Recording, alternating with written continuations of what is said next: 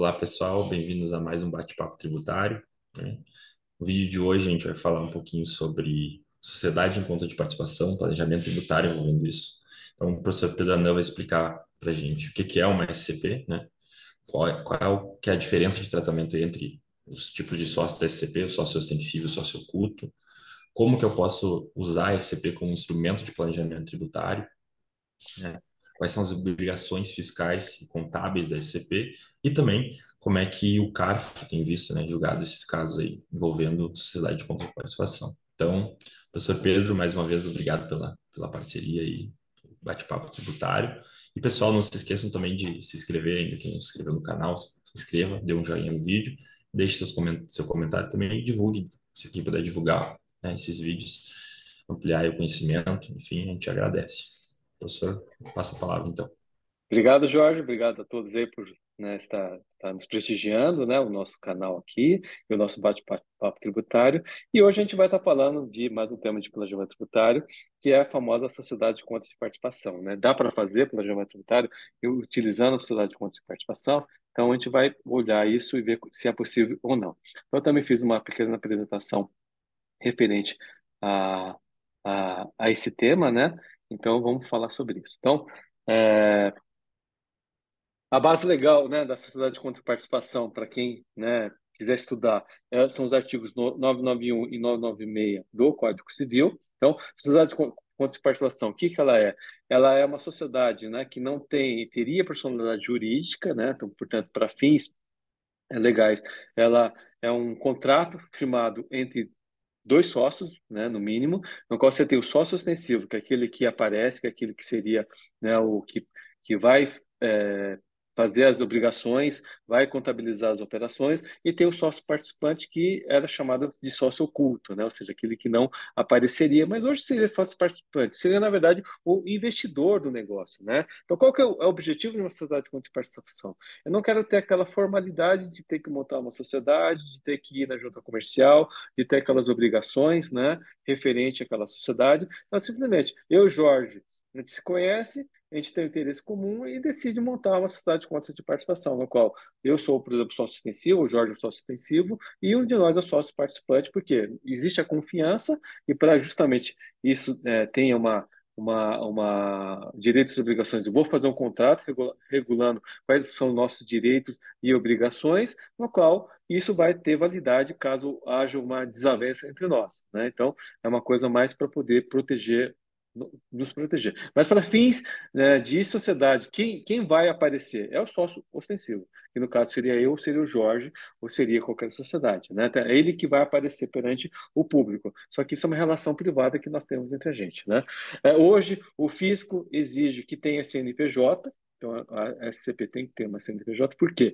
Porque tem muitas negócios, principalmente negócios imobiliários, que envolvem sociedade de contas de participação. Então, você tem a incorporadora imobiliária, que é a sócia extensiva, e tem os investidores, que são os sócios participantes, né? Então, para ter o controle dessas operações, que são operações bastante complexas, são bastante grandes, o fisco, para poder ter esse controle, exige que haja o CNPJ da sociedade de contas de participações. Os sócios, os resultados são apurados pelo sócio extensivo, então é ele que vai fazer a contabilização, é ele que vai fazer o registro das receitas e despesas dessa sociedade. E depois, né, a parcela que cabe para o sócio participante, ele vai reconhecendo a sua contabilidade via equivalência patrimonial, tá? Mas tudo vai ser contabilizado no sócio extensivo, que pode ser contabilizado em livro próprio da sociedade de contas de participação ou em conta própria, né, se assim ele determinar. É uma questão gerencial que o sócio extensivo e o sócio participante vai definir como vai ser feito isso, né? O recolhimento dos tributos é feito pelo sócio extensivo, então, ele que vai fazer o recolhimento, seja o lucro real, seja o lucro presumido. Uma sociedade com participação pode ser lucro real, pode ser lucro presumido, então o fisco permite essa opção tributária. A escrituração contábil é feita pelo sócio extensivo, o sócio participante só reconhece o resultado que ele vai fazer, né? E o sócio participante vai reconhecer isso via equivalência patrimonial, e a sociedade com participação vai ter o quê? Vai distribuir lucros, né? Então, o sócio ostensivo vai apurar o resultado, vai recolher os tributos, e o resultado líquido ele vai poder distribuir como uma distribuição de dividendos ou de lucros para os sócios participantes, e o sócio participante participante vai reconhecer isso como lucro recebido. Então, por isso que é importante que a sociedade de contas de participação tenha esse contrato e tenha, né, as características de uma sociedade de contas de participação, no qual o sócio participante seria esse sócio investidor. Né? O que é muito comum a gente ver em sociedade de contas de participação? Como eu comentei, né, no início, seria, né, investimentos imobiliários. Então, é muito comum você ver esses lançamentos imobiliários, incorporadores imobiliários fazer o lançamento e fazer isso através da sociedade de contas de participação. Então, você tem o sócio extensivo, que é a incorporadora, e tem os sócios participantes, que são os investidores. Então, hotel, pode ser conjunto comercial, pode ser um shopping center. Então, você pode fazer isso via modelo de sociedade de contas de participação, que é uma coisa que é aceita pelo mercado. Escritório de advocacia, é possível fazer sociedade de contas de participação? Eu entendo que sim, eu já vi, né? Só que qual que é o cuidado, né? Se realmente isso é uma sociedade de contas de participação, né? Então, por quê? O que acontece? Vamos imaginar, eu sou um escritório que não sou especializado em direito tributário. E aí tem um cliente que tem uma causa tributária. Então, eu não vou contratar um advogado que vai me gerar um custo e depois eu vou ter que mandar embora. Então, o que eu faço? Procuro um outro escritório de advocacia que seja especializado em direito tributário, no caso, procuro o Jorge, e proponho para ele a gente montar uma sociedade de contas de participação.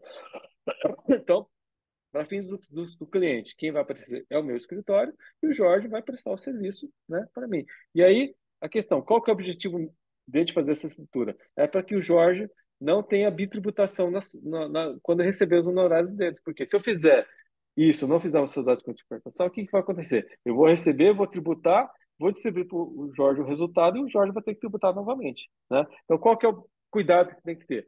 E, realmente, isso pode ser entendido como sociedade de participação ou isso é um custo do meu escritório? Né? Então, o fisco sempre vai entender que isso é custo, porque, né, isso não é sociedade de participação. Então, qual que é o cuidado que tem que ter? Por exemplo, o Jorge vai participar de todas as reuniões, o cliente sabe que o Jorge está fazendo o trabalho, o cliente sabe que o Jorge não é meu, não faz parte do meu escritório. Então, se eu tomar esses cuidados, demonstrar que realmente foi feito esse negócio com o objetivo de poder atender melhor o meu cliente e o Jorge vai receber um percentual do lucro, do resultado desse negócio, eu acho que daria para defender que isso é uma sociedade de contas de participação. Mas se eu não conseguir fazer isso, sempre vai ter o risco do fisco não aceitar e você vai ter que, né, amargar uma defesa administrativa, um recurso voluntário, e isso chegar até o CAR.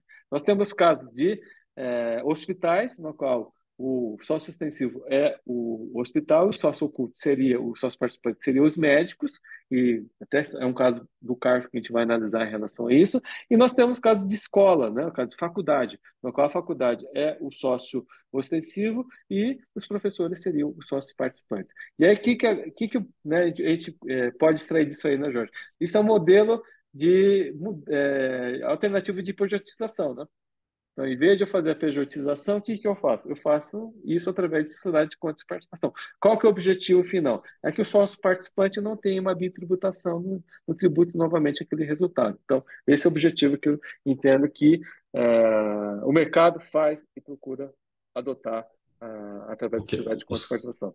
os casos que eu conheço de que acho que estavam até algum foi julgado no CARF era sobre cursinhos, né, de para concurso, né, por Sim, exemplo, esses cursos que, né, que dão aula, enfim, dão extensivo para que a pessoa passe em concurso. Geralmente eles adotam essa estratégia de SCP. Então sim, acho que o caso que eu vi, não lembro qual era o cursinho, mas o advogado foi lá, fez sustentação no CARF para provar que, enfim, a alegação era de que, na verdade, os professores eram, enfim, estavam prestando um serviço direto para os alunos, né? Enfim, sim, que configuraria uma relação diferente, uma relação de vínculo até trabalhista, eu acho, com o próprio cursinho, e para descaracterizar essa SCP, né? Então, tiveram que demonstrar que, olha, não tem um trabalho individualizado, enfim, o professor só faz o material e manda para o cursinho, entendeu? Não responde pergunta individualizada de aluno, não faz, entendeu? Então, tinha que provar que não era, que não tinha esse vínculo, né? Que era algo sim, totalmente impessoal, vamos dizer assim. Então, vários cursinhos eu sei que tem aí processo no CARF para discussão dessa sim, questão sim, de SCP ou não, enfim, e até acho que até considerado como planejamento tributário, assim, né, fraudulento pelo fisco, acho que até com multa qualificada. Eu não me sim, sim, recordo sim, bem, sim. mas teria que, mas é isso que me veio à cabeça agora. Não, mas inclusive é o caso que a gente vai analisar, né, Jorge? Esse acórdão é o 1401-002-823. Esse caso teve recurso especial, mas não foi admitido, então ele já está liquidado. É um caso eu acho que é de cursinho, né? Na verdade, o que acontece? Que o físico entendeu? Como o professor tinha relação com os alunos, não tem como o professor não ter relação com o aluno, né? Ele tem que se comunicar com o aluno, tem que corrigir prova, tem que tirar dúvida. Ele, por força disso, ele entendeu que estaria descaracterizada a sociedade de contas de participação. E aí, nesse caso, o CARF entendeu que não, que isso não descaracterizava. E um dos pontos que eu achei interessante nesse caso, que o relator do caso analisou, que o professor, nesse caso, ele participava do risco, né? Tanto é que tinha professor que ganhava R$ 1 milhão por ano, outro ganhava R$ 900 mil por ano. Então, não é aquela coisa, eu recebo pela hora que eu dei aula, né? Como é o modelo clássico, né? Ou seja, eu ganho R$ 200, R$ 150 por hora aula dada. Nesse caso, o professor ele participava do risco, então ele tinha um percentual do resultado daquele curso, né? Então, nesse caso, eu acho que realmente tem mais característica de um sócio com esse participa do lucro. Se o curso não der resultado positivo, você não recebe nada. Então, nesse caso, por força disso, né, eu acho que estavam presentes as características de ser uma sociedade de contas de participação. Então, esse caso houve por maioria de votos, né, provimento ao recurso voluntário do contribuinte, o contribuinte acabou ganhando no CARF. Então, só para a gente ler a emenda, para ficar mais fácil, né, o fato do sócio investidor ter contato com o cliente não desnatura, né, a, a sociedade por conta de participação, como se observa para o do artigo 993 do Código Civil. Existe vedação à participação do sócio participante nas atividades empresariais, não tem mesmo, que existe uma consequência jurídica à sua participação, passando a responder solidariamente pelas obrigações que intervir. Lógico, né? Ele vai ter uma solidariedade solidária. O sócio oculto, por sua vez, também denominado sócio investidor, é aquele qual é atribuído o dever de fornecer todo o investimento necessário ao sócio extensivo, para que esse pratique o ato de da sociedade. No presente caso, o ativo fornecido pelo sócio investidor é o material, o seu conhecimento, além do capital para a continuação da sociedade. É lógico, professor, né? É o capital intelectual dele, né? E muitas vezes o aluno vai fazer o curso por causa daquele professor, né? Então, se não tiver aquele professor, a pessoa nem se inscreve, né? Assim, em regra, o sócio oculto responde apenas pelo sócio intensivo, salvo na hipótese que houver intervindo na relação do sócio intensivo como terceiro, cuja titularidade será solidária, né? Não desnatura a caracterização, o que significa a inconformismo da fiscalização com o fato da sistemática adotada pela recorrente ter permitido uma tributação menor. E detalhe do conformismo do agente fiscal não pode fomentar o lançamento tributário ainda mais adiante da inexistência de qualquer restrição legal. Então, nesse caso, por maioria de votos, o contribuinte acabou tendo reconhecido a sua sociedade de conta de participação. Houve recurso especial por parte da Procuradoria que não foi admitido porque ele não conseguiu um paradigma para fazer o recurso subir. Então, nesse caso, já está encerrado. Então, eu diria, esse é um excelente paradigma para quem tiver um caso desse para poder utilizar. E aquilo que a gente falou, né, Jorge? Tem que tomar os devidos cuidados, né, detalhes dessa relação para realmente demonstrar que eu, como sócio participante, sou sócio mesmo, porque não adianta nada eu receber uma remuneração fixa, 13 salários, toda a característica de um empregado, e dizer que é uma sociedade de conta de participação, né? E aí nós temos esse outro caso, né, que também foi julgado pelo CARF, que é o caso de um hospital. Aí você tem um hospital, que é o sócio ostensivo, e tem os médicos e clínica, e sociedades de médicos, né, que seriam os sócios participantes. Aí, nesse caso, foi por voto de qualidade, é até interessante isso aí, né? Então, não foi unânime, né? Então, houve uma divisão da discussão, tanto pelos conselheiros fazendários quanto conselheiros contribuintes. E, nesse caso, prevaleceu o entendimento mais fiscalista. Eles entenderam que, na verdade, os médicos, né, ou a sociedade de médicos, na verdade, eram empregadas, né, ou seja, não eram sócios participantes dessa relação jurídica, né? Então, e por força disso, acabou não dando provimento ao recurso do contribuinte, né? Então, esse tem recurso especial, que vai ser julgado pela Câmara Superior de Recursos Fiscais. Então, é um caso interessante, eu acho que vale a pena, né? Para quem quiser estudar o assunto, ler os acordos para ver os detalhes do caso. Então, você vê que tem uns detalhes que dá a entender que não é uma simples relação de vínculo empregatício, no qual os médicos e as sociedades médicas eles faziam. No caso, eles tinham capital intelectual para poder, né, prestar esse serviço e ganhar uma remuneração variável em relação ao atendimento, não era uma coisa fixa. Então, poderia. É uma coisa cinzenta, né, Jorge? É bem sutil, a caracterização como sociedade com participação. E, e tem essa questão do voto de qualidade em relação a esse assunto. Então, são casos que vale a pena a gente estudar, porque eu diria, uma variação da pejotização. Então, eu posso utilizar a Até sociedade com participação. recomendar uma leitura que é específica sobre sociedade com participação, que é o livro da Fabiana Carsoni, que é uma tributarista aí, renomada, eu conheço a Fabiana.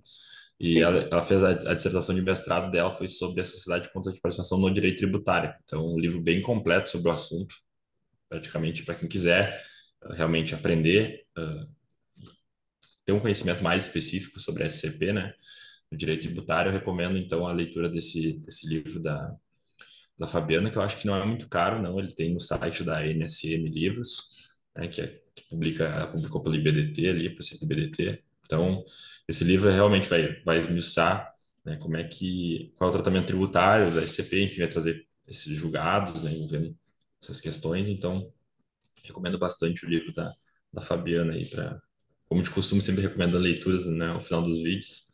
sim, sim, Dessa sim, vez, sim. essa é a recomendação que fica para vocês. É um livro bem É, completo, acho que deve ter umas 300 páginas assim, sobre o Ah, e é, assunto. e é importante, né, Jorge? Porque, assim, dentro desse ciclo de temas que a gente analisou de planejamento tributário, né, dentro das opções que o contribuinte ter, então isso é mais uma opção que o mercado, né, o contribuinte pode ter em relação a poder fazer, né, um planejamento tributário, ou seja, né, não tendo fraude, não tendo simulação, não tendo desvio de finalidade, eu acho que é válido você fazer estudar o assunto, né?